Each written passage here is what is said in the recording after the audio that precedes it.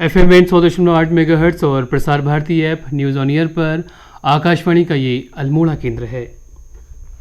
शाम के 7:40 हुए हैं। अब आप सुनेंगे कार्यक्रम आधुनिक कृषि चौपाल, विज्ञान से किसान तक।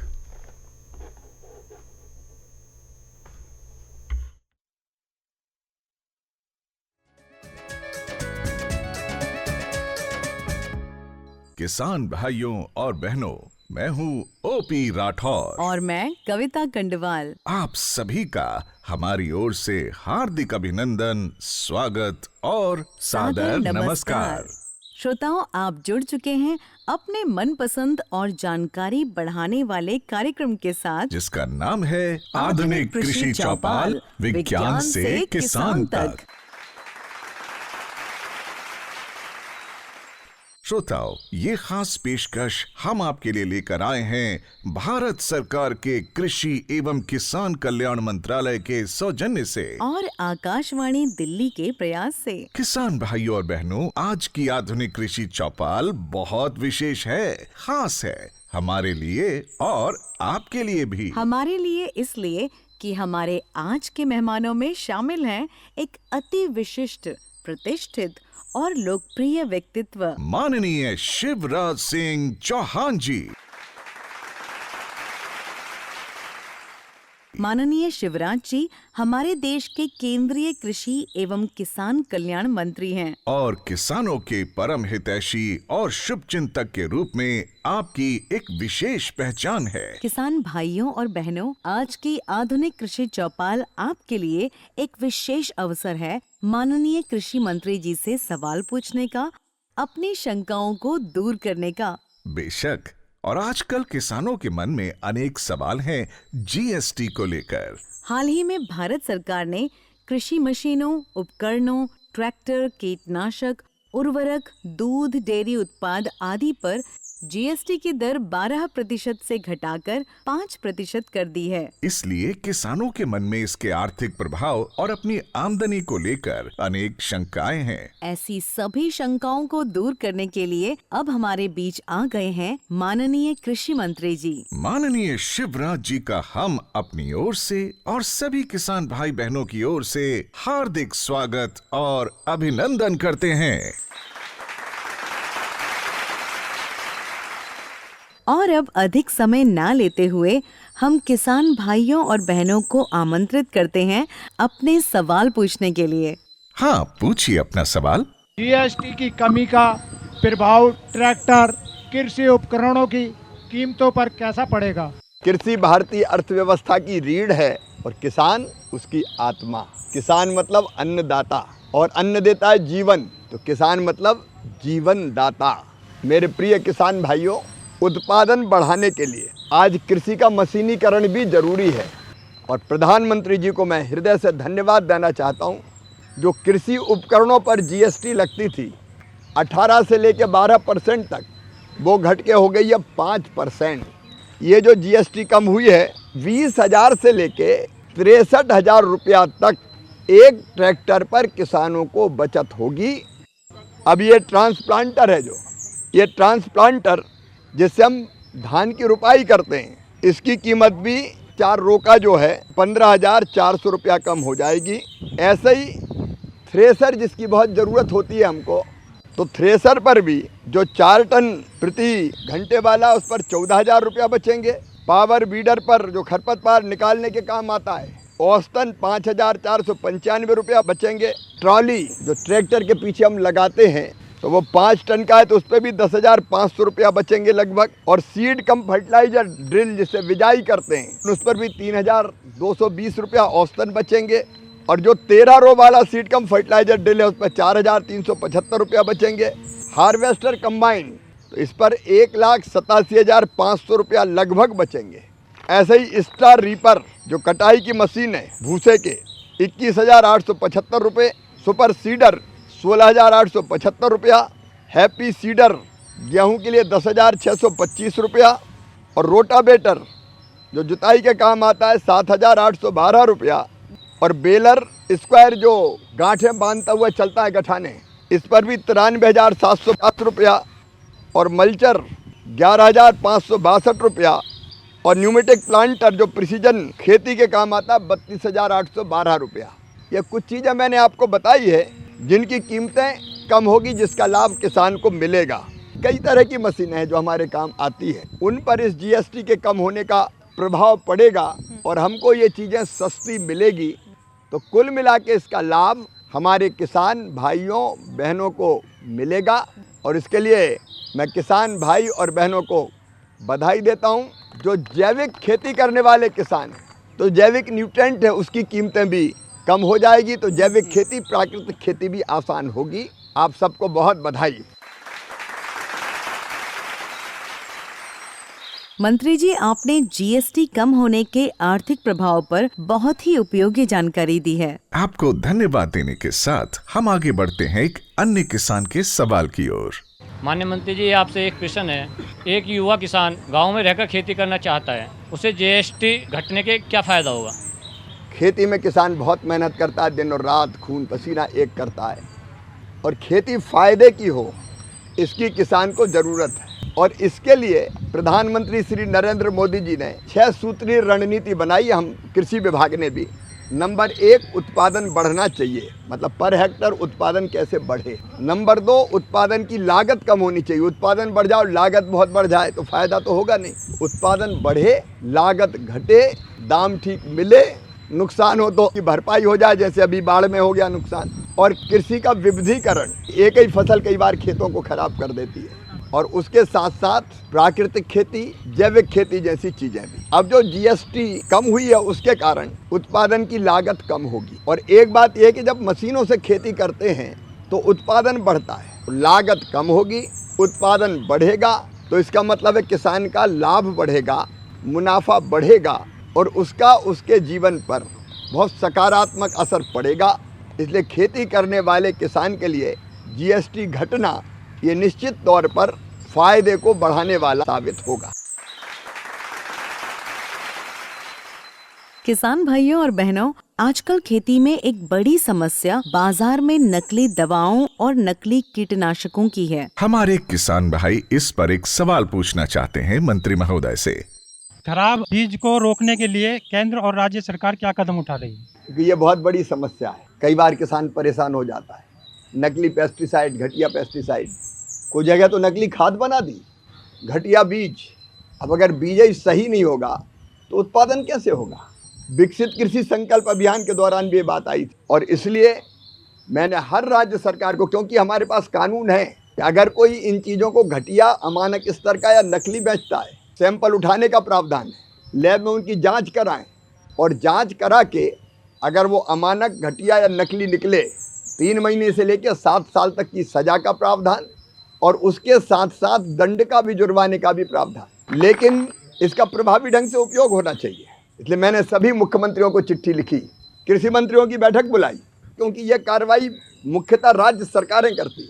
हमने कहा कार्रवाइयाँ करो और किसान भाइयों ऐसा अगर कहीं हो तो आप शिकायत किसान कॉल सेंटर पर करो। कॉल सेंटर का नंबर मैं एक बार आपको बता रहा हूँ, इसका नंबर है 1800-180-15551 1800-180-1551। ये किसान कॉल सेंटर है। हर हफ्ते चिन्हित शिकायतों के बारे में मैं भी जानकारी लूँगा कि इस शिकायत का क्या हुआ। अब जैसे मैं एक उदाहरण बताऊं आपको, विदिशा जिले में मुझे किसान ने शिकायत की कि मैंने सोयाबीन में पेस्टिसाइड, मतलब कीटनाशक दवाई डाली नाश करने के लिए कि खरपतवार खत्म हो जाए और सोयाबीन ठीक से बच जाए। हो उल्टा गया, सोयाबीन मर गया और खरपतवार वैसी की वैसी थी। 7 वैज्ञानिक भेजे आप और उन्हें जांच करी तो पता चला कि इस दवाई के कारण ही फसल खराब हुई है सोयाबीन की। तो जो संबंधित फैक्ट्री थी वो सील कर दी गई, लाइसेंस रद्द। लेकिन इतने से नहीं माने हम, जिनकी फसल खराब होगी उनका क्या बिचारेगा? उनको मुआवजा वही कंपनी दे रही है, चेक बना बना के बांट रही है जितनी पर एकड़ फसल होती। ऐसे राजस्थान में आपने सुना होगा, नकली खाद पे पता चला कि पत्थर पिस रहा था, वही भर दिया भाई। वहाँ भी FIR, सील करना, कार्रवाइयाँ जारी। और मैं हर एक राज्य सरकार से कह रहा हूँ, किसानों को घटिया बीज देना, घटिया पेस्टिसाइड देना या खाद के नाम पे कुछ भर देना, अगर कोई ये करता और ऐसे पाप और अपराध करने वालों को छोड़ने नहीं देंगे हम किसी भी कीमत। और एक और इसके साथ आपको सूचना देना चाहता हूँ कि अभी जो कानून है वो थोड़ा ढीला ढाला सा है, उसमें बड़ी कार्रवाई नहीं होती, और इसलिए अब एक कानून प्रस्तावित बना रहे हैं जिसमें भारी जुर्माना भी लगेगा। तो वो उसका प्रस्तावित स्वरूप बन रहा ताकि कानून भी कठोर बना दें, ताकि किसान के साथ धोखा ना हो पाए। किसान भाइयों, मैं आपको आश्वस्त करता हूँ, नकली पेस्टिसाइड या अमानक बीज का काम करने वालों के खिलाफ सख्ततम कार्रवाई करेंगे। और ये किसान कॉल सेंटर आपके पास है, जहाँ भी ऐसी घटना हो तो उस कॉल सेंटर पर खबर कीजिए। हम राज्य सरकार से भी कहेंगे और हम भी टीम भेजेंगे। यद्यपि केंद्र सरकार के पास टीम छोटी है, राज्य को मुख्य रूप से करना है, लेकिन राज्य सरकार को भी हम कहेंगे और यहाँ से भी टीम भेजेंगे। इसी सिलसिले में हमारी एक महिला किसान का भी सवाल है। मेरा सवाल ये है, जब भी किसान किसी भी भूमि को कीटनाशक दवाई खरीदने के लिए जाए तो क्या क्या सावधानी बरतनी चाहिए? कई बार हम कहीं से भी कीटनाशक खरीद लेते हैं या बीज खाद खरीद लेते हैं। मेरा निवेदन है, अधिकृत जो दुकान है जिनने लाइसेंस लिया है, पंजीकरण कराया है, उनसे ही खरीदें। और एक चीज़ और करें, बिल ज़रूर ले लेना, क्योंकि हम खरीदते और बिल नहीं लेते तो हमारे पास कोई प्रूफ ही नहीं रहता कि फलानी दुकान से खरीदी, बाद में वो मुकर जाता है। इसलिए एक तो अधिकृत पंजीकृत दुकान से खरीदें और दूसरे बिल ज़रूर ले लें, ताकि जांच के बाद वो घटिया निकले तो जिसने बेचा था उसको पकड़ सकें। ये सावधानी किसान जरूर बरतें। श्रोताओं, मंत्री महोदय के साथ आपका बहुत उपयोगी संवाद चल रहा है। इस चर्चा को हम जारी रखेंगे। इसी बीच हमारे साथ जुड़ रहे हैं कृषि एवं किसान कल्याण मंत्रालय के वनस्पति रक्षा सलाहकार doctor JP Singh. Doctor Singh, स्वागत है आपका। हमारे किसान भाई आपसे कुछ जानना चाहते हैं। मानिए, मेरा जो सवाल है वैज्ञानिक जी से है कि कीटनाशक दवाओं का नियंत्रण कैसे रोका जाता है, कीटनाशक दवाओं को सुनिश्चित कैसे किया जाता है? जहाँ तक कीटनाशक की गुणवत्ता की बात है, ये एक बहुत ही महत्वपूर्ण इनपुट है जो किसान की एक आमदनी से जुड़ा हुआ है, उसकी खेती किसानी से जुड़ा हुआ है। और गुणवत्ता का कार्य प्रमुख रूप से राज्य सरकार देखती है, लेकिन भारत सरकार भी इसमें सहयोग करती है। इसमें मुख्य रूप से जो पंजीकरण है वो कीटनाशी अधिनियम 1968 के तहत धारा 9 में भारत सरकार ने एक पंजीकरण की व्यवस्था की है, जिसमें आयात या निर्माण जो कीटनाशी का होता है उसके लाइसेंस से पहले पंजीकरण की व्यवस्था होती है। और जो लाइसेंस है वो निर्माण का हो, वो भंडारण का हो, वो इस्तेमाल का हो, वो प्रदर्शनी का हो, सभी तरह की व्यवस्थाओं जो लाइसेंस है वो राज्य सरकारें देती हैं। और इसमें दोनों की भूमिका बहुत महत्वपूर्ण है और दोनों की व्यवस्थाओं में सुचारू रूप से और योगदान देने की जो आवश्यकता है, मंत्री जी ने जो इस पे जोर दिया है, भारत सरकार की तरफ से हम लोग प्रयासरत। हमारे बहुत से किसान भाई फसलों की नई किस्मों के बारे में जानना चाहते हैं, और ये अहम जानकारी देने के लिए हमारे साथ मौजूद हैं भारतीय कृषि अनुसंधान परिषद ICAR के उप महानिदेशक फसल विज्ञान डॉक्टर देवेंद्र कुमार यादव जी। डॉक्टर यादव, स्वागत है आपका।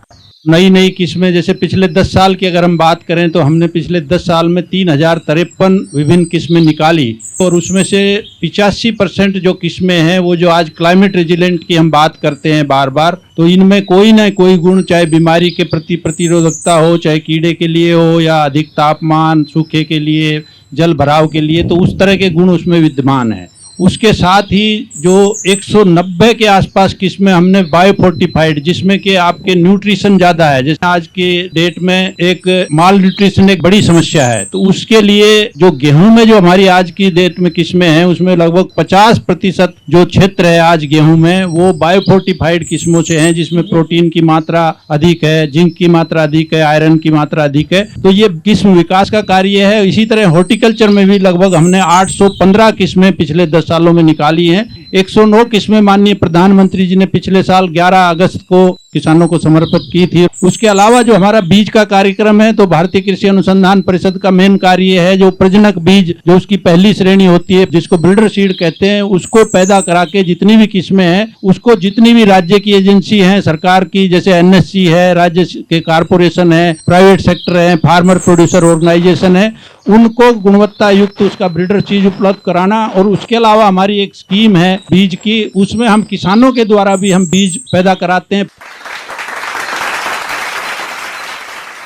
श्रोताओं, अब हम एक बार फिर से मंत्री जी के साथ संवाद को शुरू करेंगे। हाँ तो किसान भाई, अब आप पूछ सकते हैं अपना सवाल। मेरा सवाल है महोदय जी, जैव उत्तेजक के बारे में बताएं आप। कोई भी ऐसी दवाई जैव उत्तेजक के नाम पे जो बन रही है, उसकी जांच करवानी पड़ेगी। बिना जांच के जो दवाइयां बिक रही है वो इल्लीगल, अवैध बिक रही है, ये मानना। और हम उसकी सूची भी जारी करने वाले हैं। तो हमने एक व्यवस्था की कि 3 जगह इसकी जांच वैज्ञानिक करेंगे और इसका फायदा होगा तो इसको किसान को रिकमेंड करें कि भाई ये फायदा है इससे। अभी तक जो मेरी जानकारी है, कुछ बढ़ गई होती पता नहीं, 642 के आसपास दवाई ऐसी निकली है जिनको डालने से फायदा है, और बन रही थी 30,000। तो जब जांच की बात आई तो थोड़े बहुत लोग तो वैसे ही जांच ही कराने नहीं आए।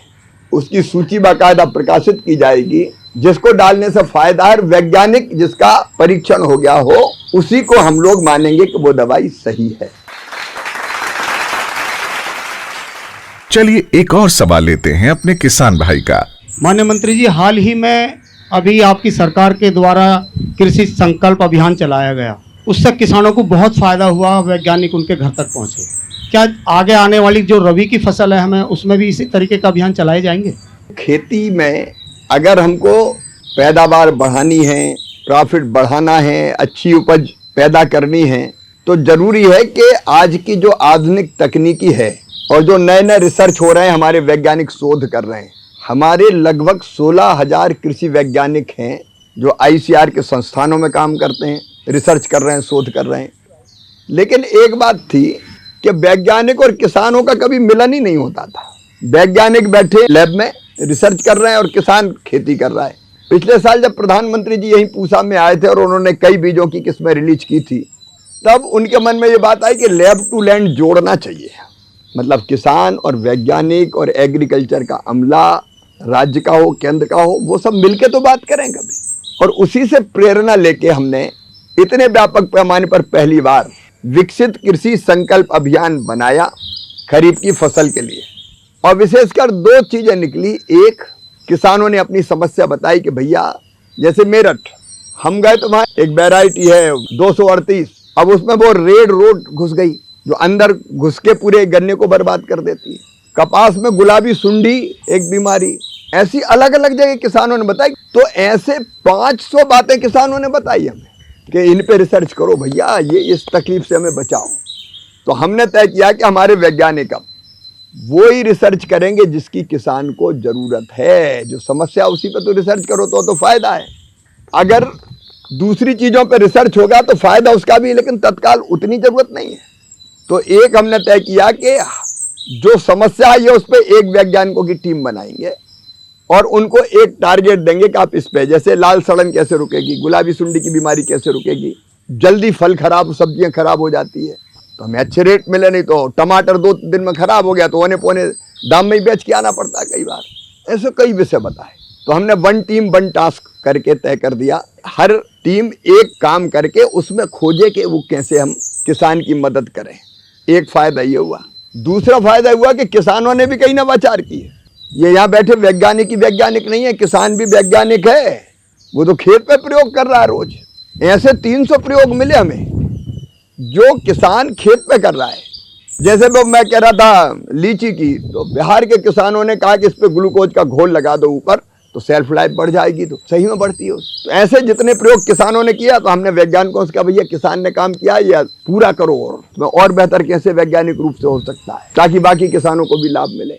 और फिर कई विषयों पर चर्चा हुई जिससे किसानों को भी तकनीकी जानकारी मिली, उसका बहुत फायदा हुआ। इसलिए अब तय किया है कि रबी की फसल के लिए भी दशहरा है 2 अक्टूबर को, 3 अक्टूबर से हमारे वैज्ञानिक, कृषि विभाग के अधिकारी, प्रगतिशील किसानों को भी साथ लेंगे, केवी के कृषि विज्ञान केंद्र के लोग, एग्रीकल्चर विश्वविद्यालय के लोग, ये फिर टीम बना के निकलेंगे और 2000 से ज्यादा टीम निकलेगी इस बार। और वो 5-7 गाँव के बीच एक गाँव में जाएंगे। पहले से आपको सूचना दी जाएगी पूरे देश के किसानों को, और वो उस इलाके के बारे में, मान लीजिए कोई दलहन का क्षेत्र है, चना का है, मसूर का है, तुअर का है, तो उसके बारे में हम बात करेंगे। वहाँ की मिट्टी के पोषक तत्व, उसको ध्यान में रखते हुए वहाँ की जलवायु, कैसे खेती करें उसके बारे में चर्चा करेंगे। कहीं गेहूं के बारे में करेंगे, कहीं तिलहन के बारे में करेंगे।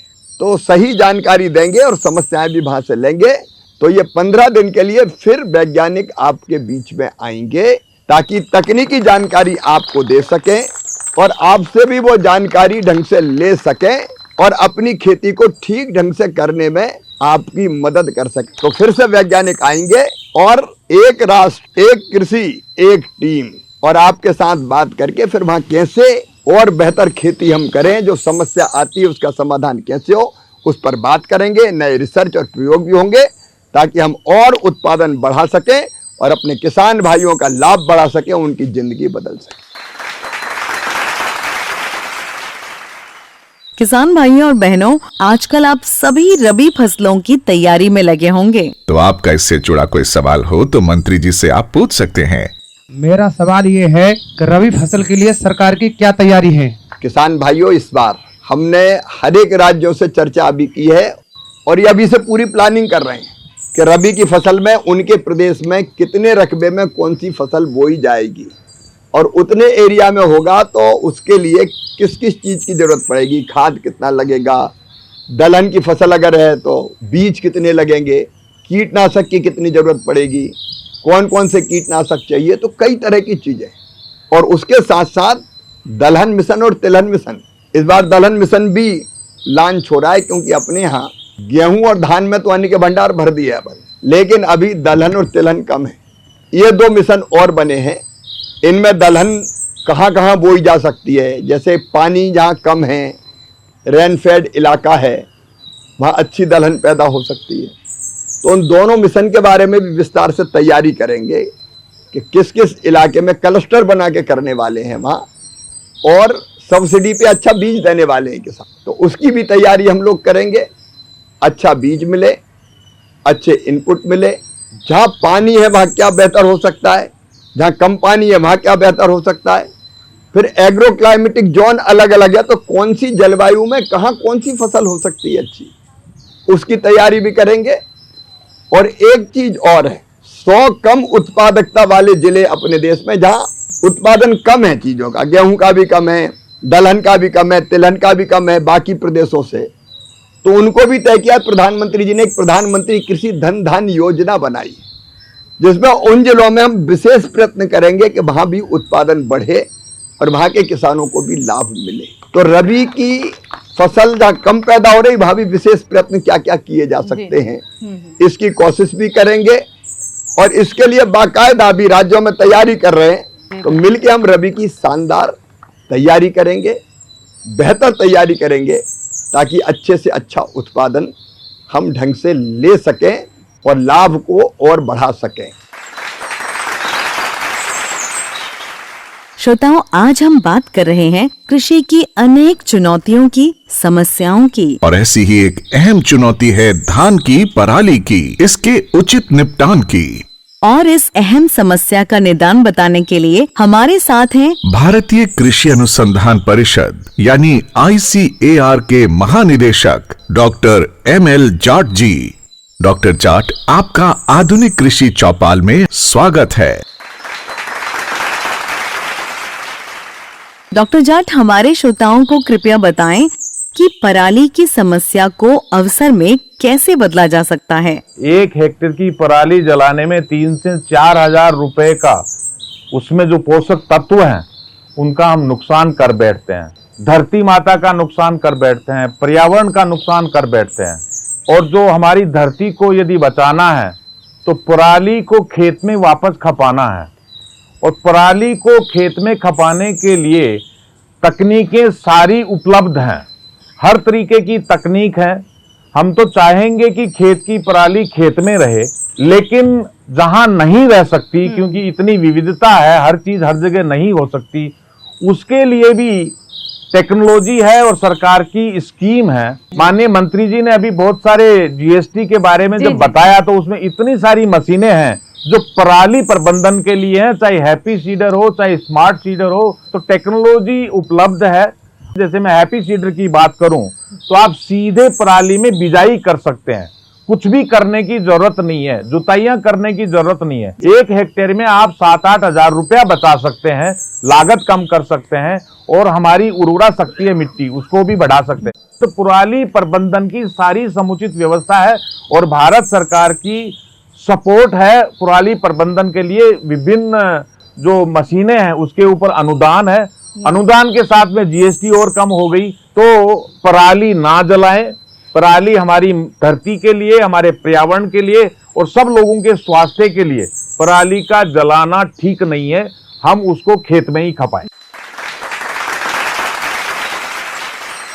किसान भाइयों और बहनों, अब हम आधुनिक कृषि चौपाल की इस कड़ी के अंतिम पड़ाव पर आ पहुंचे हैं। हाँ, लेकिन इससे पहले हमारा माननीय कृषि मंत्री जी से अनुरोध है कि कृपया देश के किसानों को अपना प्रेरक संदेश दें।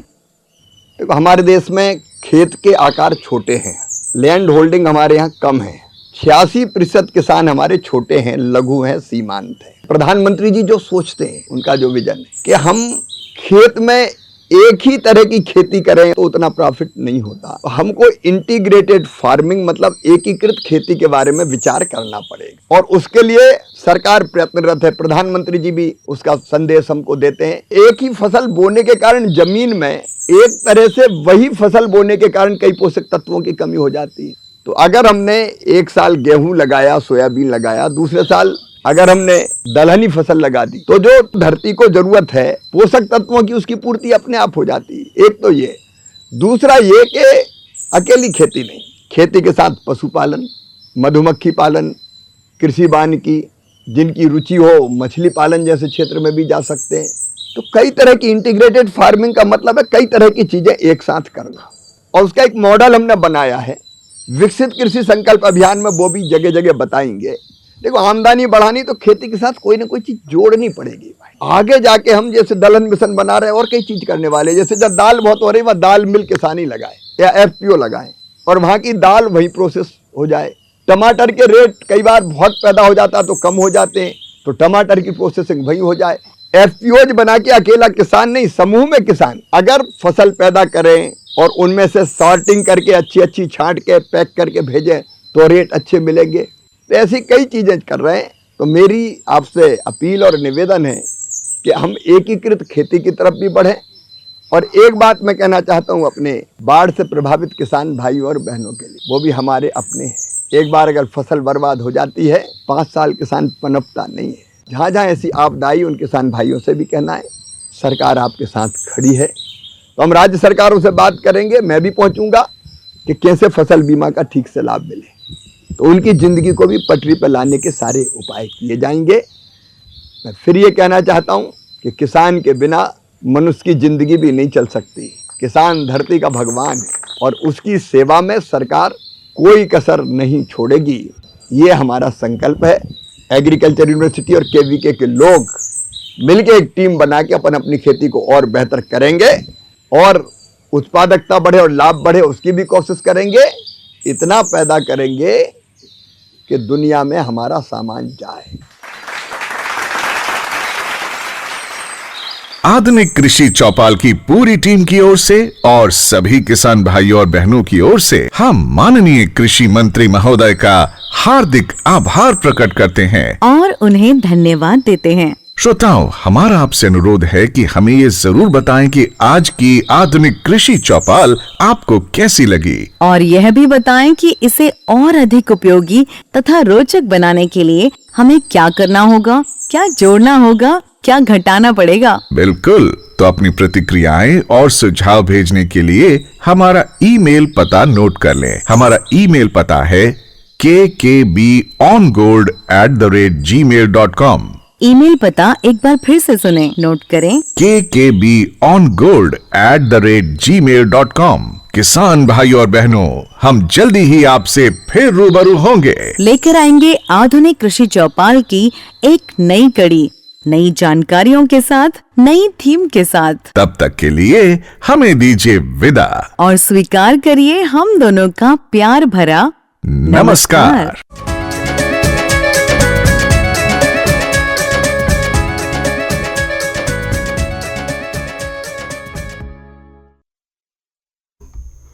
अभी आप सुन रहे थे कार्यक्रम आधुनिक कृषि चौपाल, विज्ञान से किसान तक, भाग 3। हम आकाशवाणी के अल्मोड़ा केंद्र से बोल रहे हैं। रात्रि के 8:10 हुए हैं। आइए अब सुनते हैं कार्यक्रम मिले जुले गीतों और गज़लों का कार्यक्रम सबरस।